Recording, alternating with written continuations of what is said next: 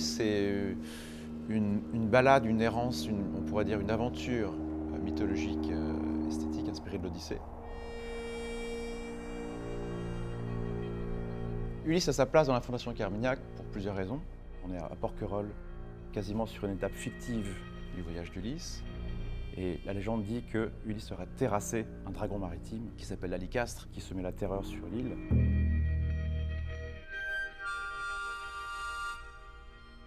En considérant que le long retour d'Ulysse jusqu'à Ithaque est une sorte de grand voyage labyrinthique dessiné sur la mer.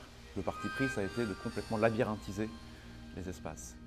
Donc c'est tout un parcours et une déambulation qui est très ludique, très aventureuse, où on fait des rencontres un peu comme dans l'Odyssée, avec une série de figures féminines, parfois ensorcelantes, parfois séductrices, parfois aidantes, bienveillantes. Puis une série de monstres qui vont faire jaillir comme ça au cours du voyage et de l'aventure des séries de réflexions, d'émotions.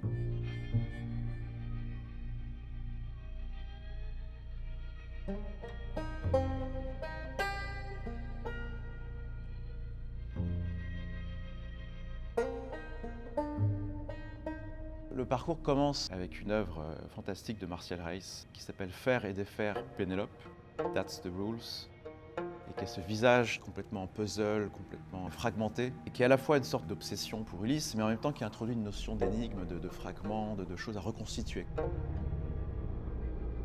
Le commissaire Francesco Stocchi, il est venu avec des compagnons de voyage, des poètes, des aventuriers. Parmi ses compagnons, l'artiste espagnol Jorge Pérez.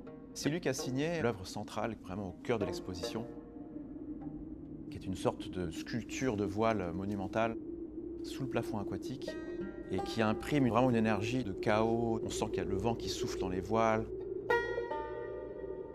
L'aventure se poursuit au-delà de la villa quand on s'aventure dans les jardins. Dans un pavillon un petit peu caché dans la canneraie, il y a une œuvre fantastique de Olafur Eliasson, c'est Fontaine stromboscopique. Et dans un des plus anciens forts de l'île, le fort Sainte-Agathe, un nuage flotte, capturé par l'artiste argentin Leandro Erlich.